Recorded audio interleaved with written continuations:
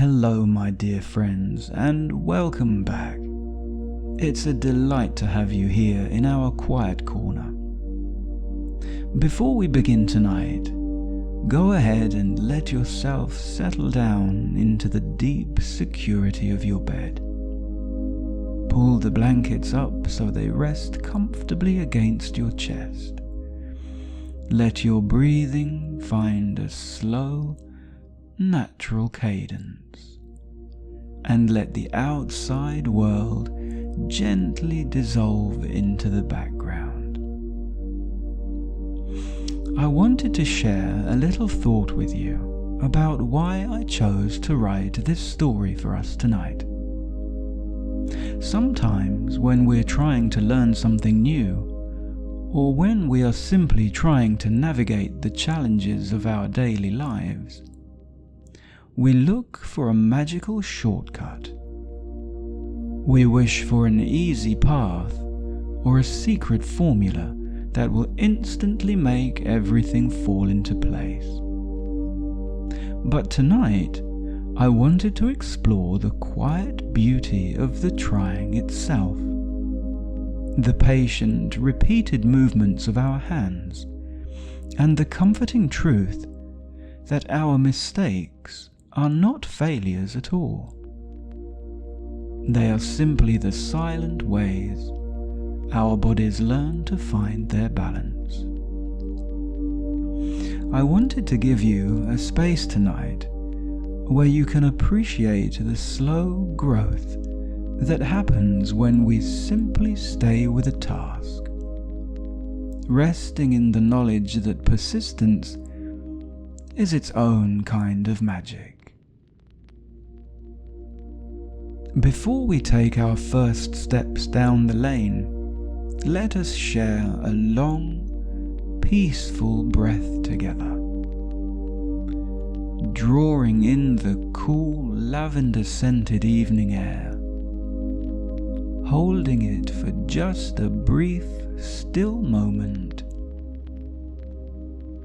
and then releasing it fully, letting every bit of tension leave your body.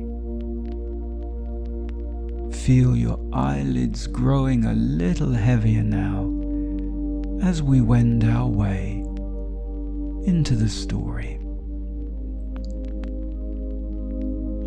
The late autumn afternoon had begun to deepen into shades of dark plum and weathered slate, leaving the valley wrapped in a dense, motionless mist that clung to the hollows of the dales. Down by the old willow bend, where the river slowed its pace to a gentle, dark crawl, a thin ribbon of pale birch smoke rose from a low, turf-roofed workshop. The smoke didn't rise quickly. It drifted in lazy blue curls through the damp air, carrying with it the deep, comforting aroma of wood ash and pine needles. Rosco and the bunnies moseyed along the riverbank, their boots making a soft crackle against the frost-dusted grass. They were drawn toward the small dwelling by the warm amber light that poured from its low, leaded windows. This was the home of Rufus Claypaw, an ancient, serene silver tabby cat, whose reputation as a master potter was known across the valley. As they pushed open the heavy timber door, the air inside wrapped around them like a warm wool blanket. The workshop was a sanctuary of comfort. It smelled of clean, rich earth, river stones basking in the sun, and the dry, soothing heat of the brick kiln that smouldered in the corner. Shelves of seasoned oak lined the walls, sagging slightly under the weight of hundreds of beautiful earthenware vessels, slender pitchers, deep mixing bowls, and ornate jars, all finished in glazes that looked like frozen river ice or polished chestnut shells. Rufus stood by a long sycamore table, his linen apron stiffened by patches of dried grey clay, his movements slow and perfectly deliberate as he welcomed his evening guests with a nod of his silver head. The bunnies gathered around the centre of the room, their long ears sloping forward with intense curiosity as Rufus took his seat at the potter's wheel. The machine was a beautiful piece of craftsmanship. It had a huge, heavy flywheel carved from seasoned oak that sat close to the floor.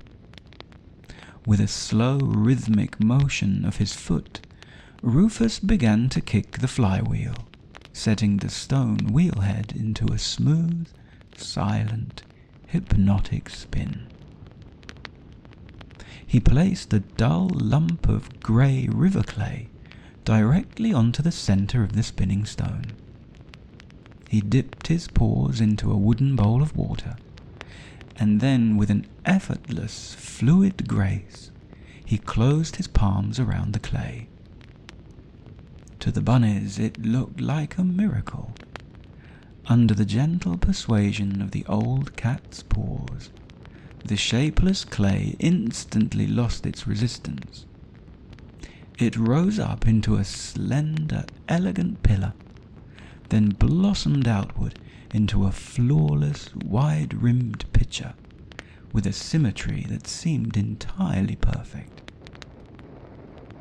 Rufus stopped the wheel, using a thin wire to slide the pitcher onto a wooden board. He looked up at the bunnies, a playful, knowing glint in his dark amber eyes. He leaned forward and lowered his voice to a conspiratorial whisper. "It is a marvellous thing, isn't it? But I will let you in on a small secret of the copse. This old oak wheel is a magical artifact. Anyone who sits before it and sets it spinning will find their paws guided by an unseen hand. The wheel does the work. It shapes perfection all by itself." Millie Moonbeam and Berry exchanged wide-eyed glances, their hearts instantly filling with an eager, hopeful excitement. Berry was the first to step forward, his small paws trembling slightly with anticipation as he took his seat upon the low wooden bench. He extended his leg and kicked the heavy flywheel, watching it gather momentum until the stone top was a blur. With a deep breath, Berry dropped a fresh lump of clay onto the centre and pressed his palms against the sides, expecting the magical guidance Rufus had promised. But the reality was a sudden, jarring disappointment. The moment his paws touched the mud, the clay wobbled, spinning completely out of balance. Instead of rising into a beautiful shape, the wet earth broke apart, sliding off the wheelhead and collapsing into a flat, lopsided pancake that left a spray of grey slip across his linen shirt. Berry pulled his hands back, his ears dipping low over his shoulders, with a profound, heavy disappointment. Millie Moonbeam and Caratina stepped closer, their faces fallen as they looked at the formless mound of clay. The magic wheel had remained completely stubborn, leaving them with nothing but messy paws and a deep, confusing sense of failure in the quiet warmth of the workshop. Rufus Claypaw rubbed his silver chin with a clay-dusted paw, his expression a picture of thoughtful contemplation, as he looked at the lopsided mound of clay. He did not let out a single sound of frustration. Instead, he offered a slow, reassuring nod that instantly softened the heavy disappointment in the room. "Ah, I see the trouble now," the old cat murmured, his voice maintaining a low, velvety pitch that seemed to slow the very air in the workshop. "The magic within the old oak wheel is a highly particular thing. It cannot communicate with just any ordinary riverbed mud. It requires a specific material to awaken its guidance. You must fetch the pale blue-grey clay from the high Badgerdales, where the earth is dense and completely free of gravel." Eager to unlock the secret, Rosco and the bunnies gathered up 3 shallow willow trug baskets. They wandered out of the warm workshop and back into the late autumn evening, wending their way up the long, rising trail that led toward the high ridges. The mist had grown thicker, hanging in the branches of the hawthorn hedges like unspun wool, dampening the sound of their steady footsteps. They walked for an hour, their breathing falling into a regular soothing cadence, until they reached the limestone banks of the Badgerdales. Using small wooden trowels, they worked together in the dim light, digging the smooth, cool blue clay from beneath the deep roots of the ferns. It was a heavy, satisfying labour, filling their baskets until the willow handles strained under the weight. They wandered back down the dale, their limbs already feeling a gentle, healthy tiredness, as they re-entered the warmth of Rufus's cottage. With great patience, Berry prepared the new clay, kneading it against the sycamore table until it was as supple as soft leather. He sat at the wheel once more, kicked the heavy flywheel into a smooth spin, and dropped the pale blue lump onto the centre.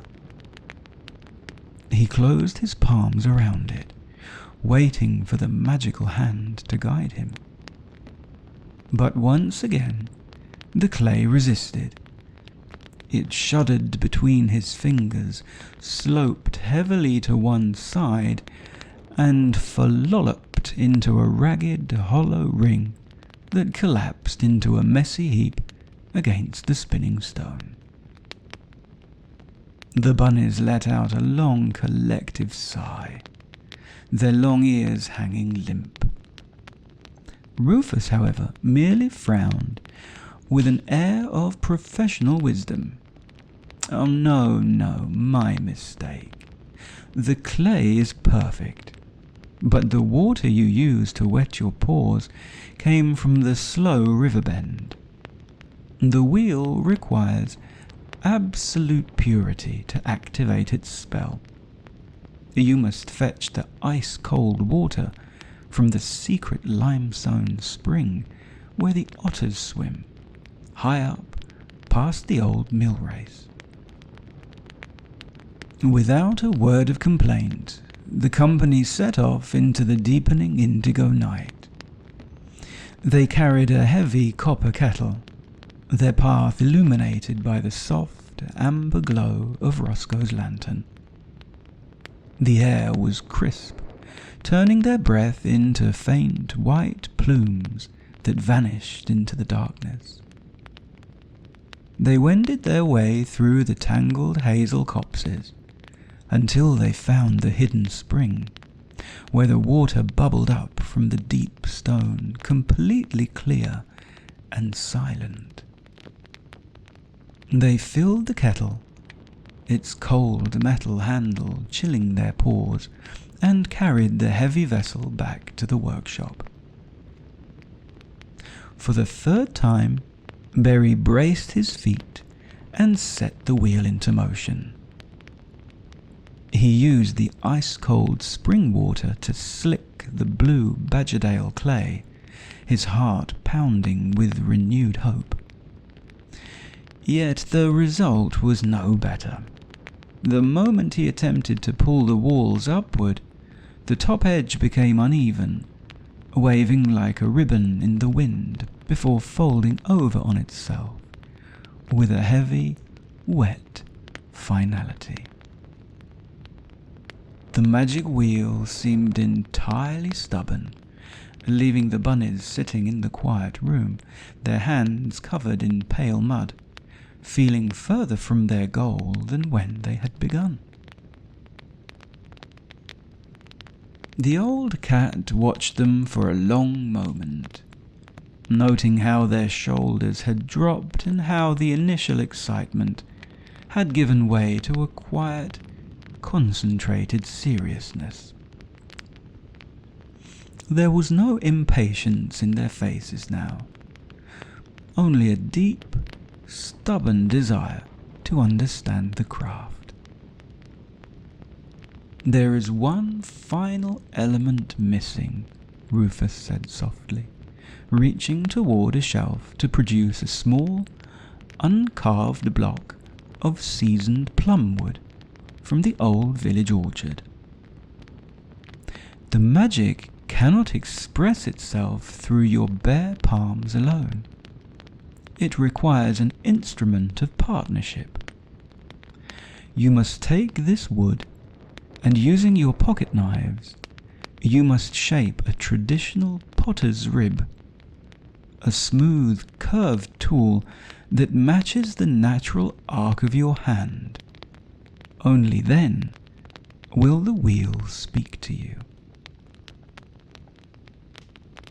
The bunnies took the piece of plumwood and sat down on a rag rug by the smouldering brick kiln. The dry, intense heat of the oven washed over them, making their eyelids feel pleasantly heavy as they worked. Moving with absolute care, Rosco helped them shave away the rough edges of the wood, smoothing the grain with a piece of old sandpaper, until the tool was perfectly rounded, fitting into Berry's palm like a smooth river pebble. The repetitive rhythmic movement of their fingers against the wood had a hypnotic effect, calming their minds and clearing away the last remnants of their frustration. With the plumwood rib held firmly in his right paw, Berry took his place at the wooden bench for one final attempt. He did not rush. He extended his leg and gave the heavy oaken flywheel a series of kicks, watching the stone head gather a fast, vibrationless momentum that seemed almost perfectly still in its velocity. He dropped the final lump of blue clay onto the spinning surface. But as he dipped his hands into the copper kettle and brought his paws to the mud, something remarkable happened. He didn't wait for a magical spell to take hold of his limbs. Without even realizing it, his left palm automatically braced itself against the base of the clay, his thumb anchoring the top with an instinctive, steady pressure that he had memorized over the hours of failure. His right hand, holding the curved plumwood rib, slid against the spinning flank with a precise, unwavering gentleness. The clay did not wobble. It did not tear. Under the perfectly balanced pressure of his paws, a pressure that had grown steady through the digging of the clay, the carrying of the water, and the shaping of the wood, the blue earth rose up like an opening flower. It climbed higher and higher, straight and true, turning into a beautiful ornate vase with a wide, flared rim and a perfectly hollow interior. Millie Moonbeam and Caratina let out a soft, breathless gasp of pure wonder. The vase sat in the centre of the spinning wheel, flawless and elegant, reflecting the amber lantern light like a piece of sculpture. "The magic," Berry whispered, his face glowing with a profound, quiet pride as he slowly brought the wheel to a halt. The magic wheel finally woke up. Rufus Claypaw stepped forward from the shadows of the workshop, his velvety paws tucked behind his back as he looked down at the perfect, ornate vase. The vessel sat completely still upon the stationary wheelhead, its wet, pale blue surfaces gleaming like silk under the soft oil lamplight. The old cat did not cheer. Instead, he let out a low, rumbling purr that filled the quiet room with a vibrating, comforting resonance. He went over to the cast-iron stove that sat beside his clay bins, where a heavy copper kettle had been gently simmering. Moving with an unhurried, rhythmic precision, he ladled a deep, dark brew of spiced plum tea into 4 thick earthenware mugs, passing them to Rosco and the bunnies with a slow nod of his silver head. "Sit, my dear friends," Rufus said softly, gesturing toward the high-backed ash chairs arranged around the hearth. The bunnies sank into the woven rush seats, their limbs feeling delightfully heavy, their fingers curling around the radiant heat of the ceramic mugs. The sweet, fruity steam rose up in lazy plumes, feathering their whiskers and slowing their breathing into a deep, steady cadence. Berry took a slow sip of the tea, his dark eyes still fixed on the beautiful vase. "The wheel is truly miraculous, Rufus," he whispered, his voice thick with a sleepy awe. "It took 3 tries, but the magic finally guided my paws to make something beautiful." The old cat settled onto his own low stool, a gentle, knowing smile lifting his silver whiskers. He shook his head slowly. "I must confess a small secret to you now, little ones. There is no magic inside that old oak wheel. It is made of nothing but plain country timber, forged iron bolts, and a common river stone.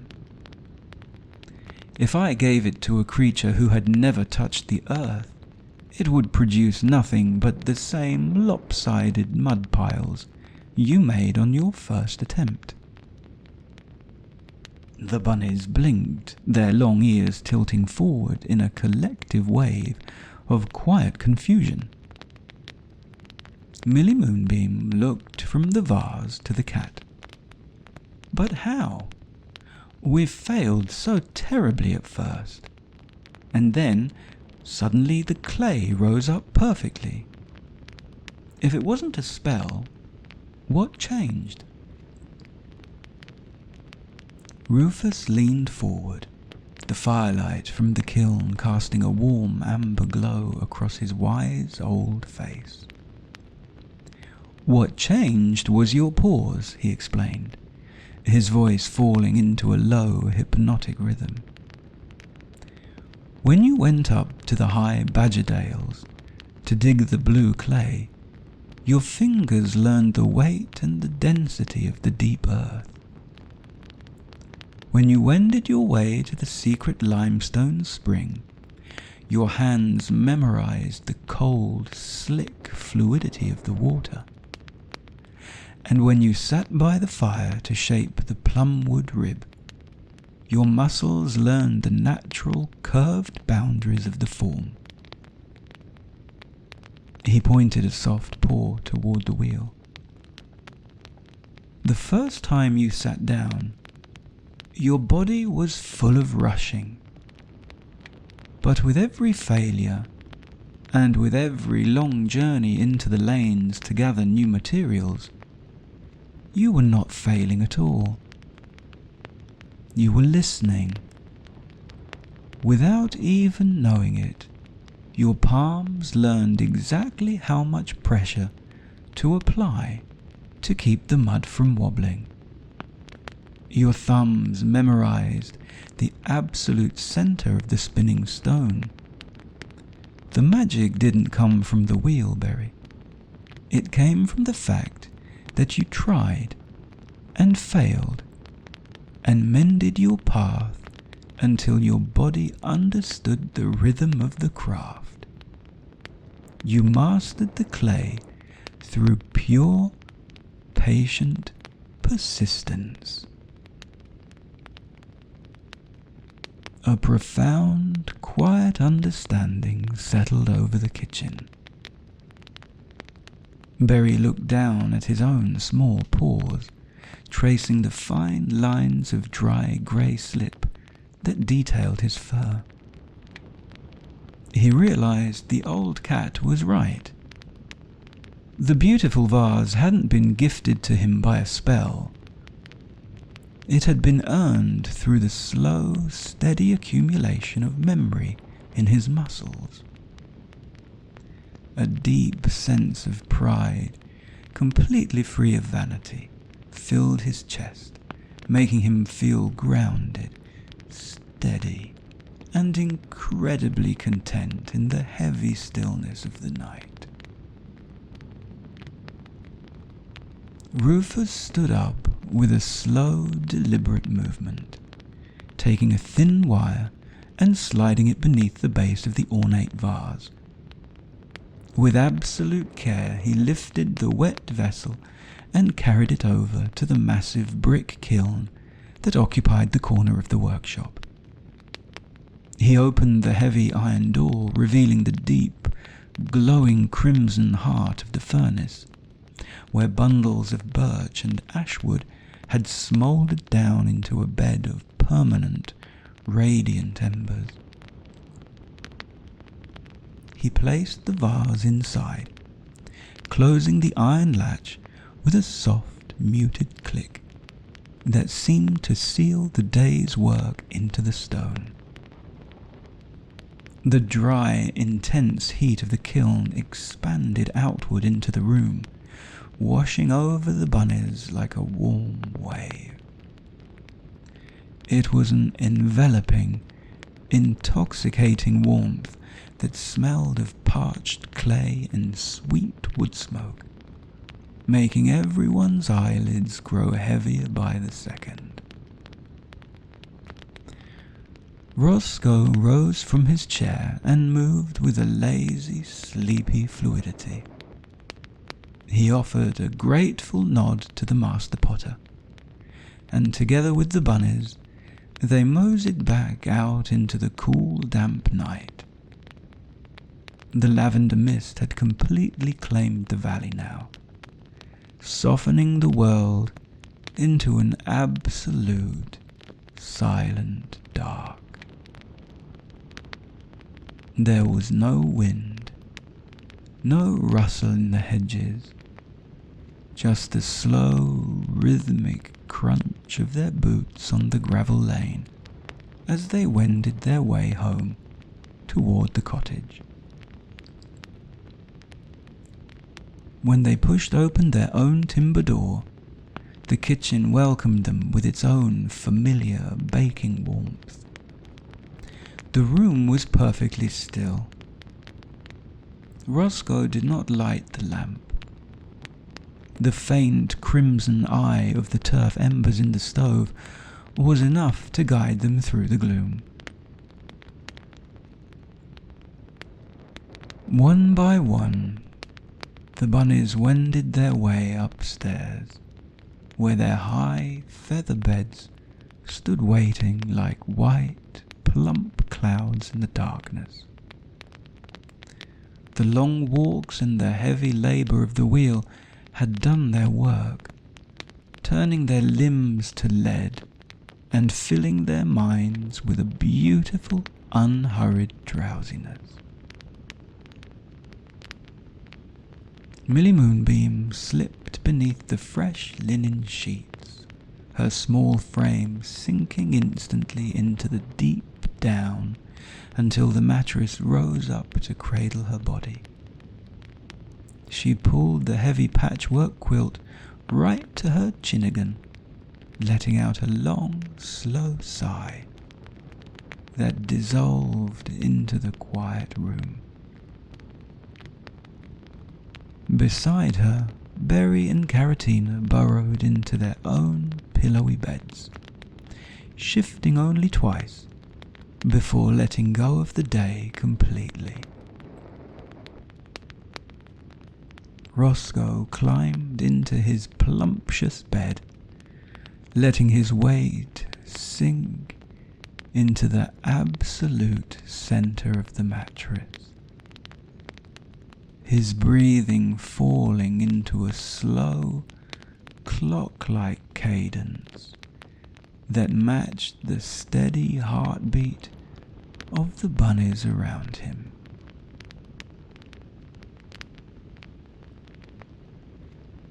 As you let your own eyes close fully now, and you sink into the absolute support of your bed,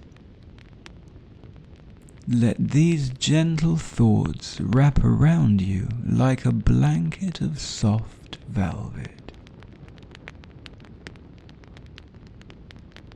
I am safe, and I am warm.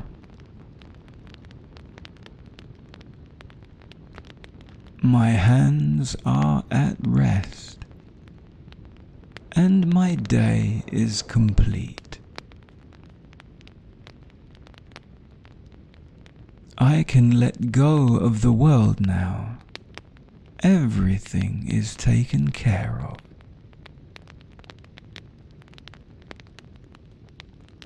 My mind is clearing, becoming as quiet as the midnight sky.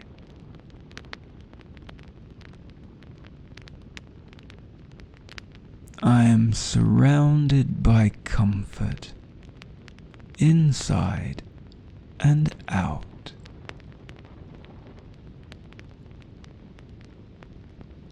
I give myself permission to fully drift away.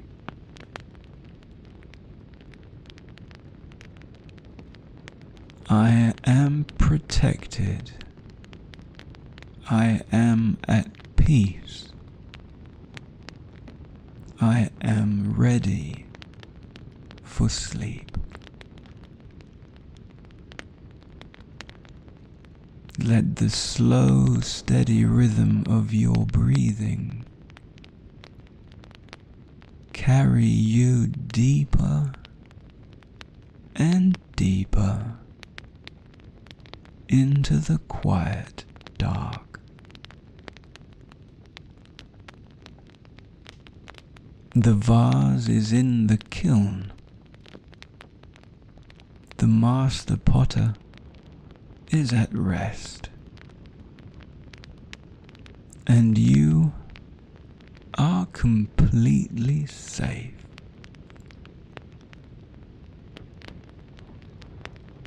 All was snug.